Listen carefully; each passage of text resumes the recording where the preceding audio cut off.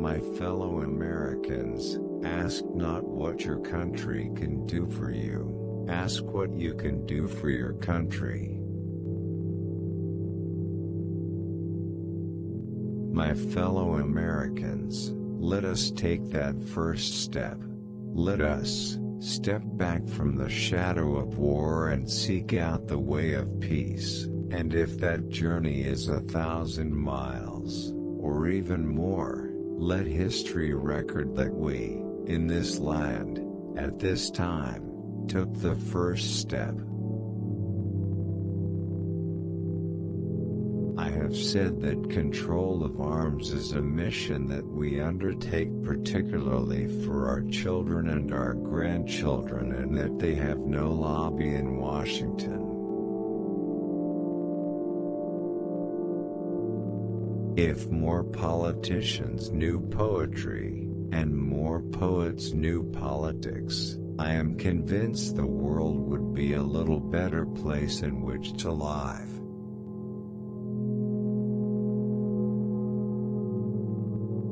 Change is the law of life, and those who look only to the past or the present are certain to miss the future.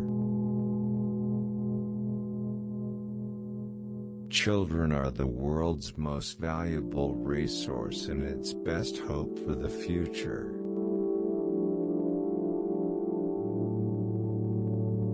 For one true measure of a nation is its success in fulfilling the promise of a better life for each of its members. Let this be the measure of our nation.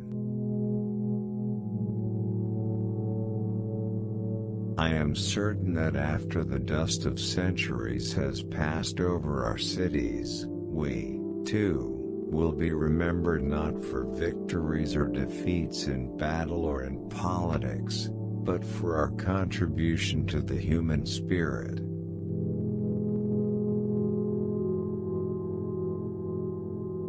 I have pledged myself and my colleagues in the cabinet to a continuous encouragement of initiative, responsibility and energy in serving the public interest. Let every public servant know, whether his post is high or low, that a man's rank and reputation in this administration will be determined by the size of the job he does, and not by the size of his staff, his office or his budget.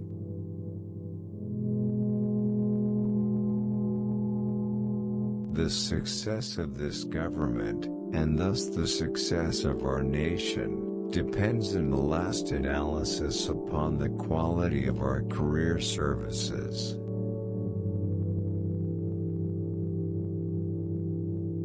War will exist until that distant day when the conscientious objector enjoys the same reputation and prestige that the warrior does today.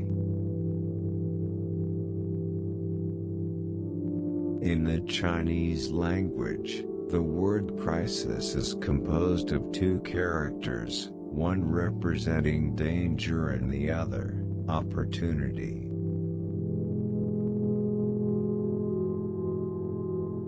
To further the appreciation of culture among all the people, to increase respect for the creative individual, to widen participation by all the processes and fulfillments of art, this is one of the fascinating challenges of these days. We can say with some assurance that, although children may be the victims of fate, they will not be the victims of our neglect.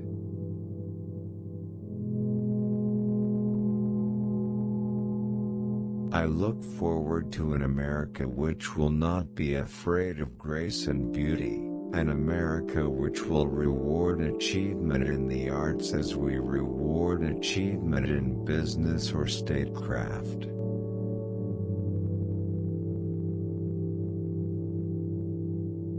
The federal budget can and should be made an instrument of prosperity and stability, not a deterrent to recovery.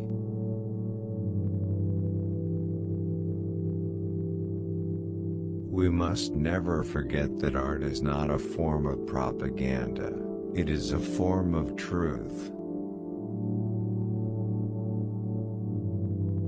The time to repair the roof is when the sun is shining, by filling 3 basic gaps in our anti-recession protection.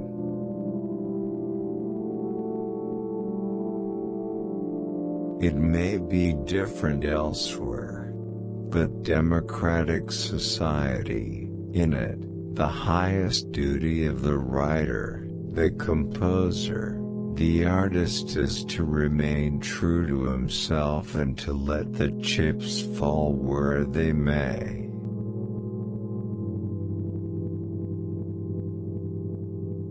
It is increasingly clear that no matter what party is in power, so long as our national security needs keep rising, an economy hampered by restrictive tax rates will never produce enough jobs or enough profits.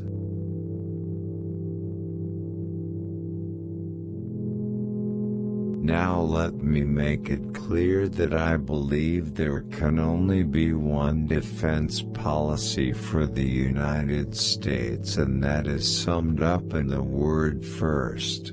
I do not mean first, but. I do not mean first, when. I do not mean first, if. I mean first, period.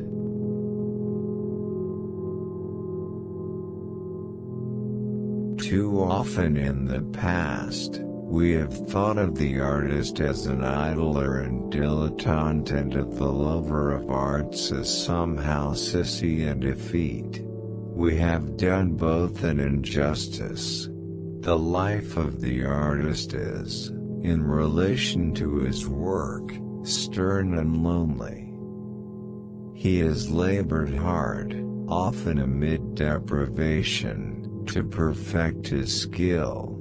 He has turned aside from quick success in order to strip his vision of everything secondary or cheapening. His working life is marked by intense application and intense discipline.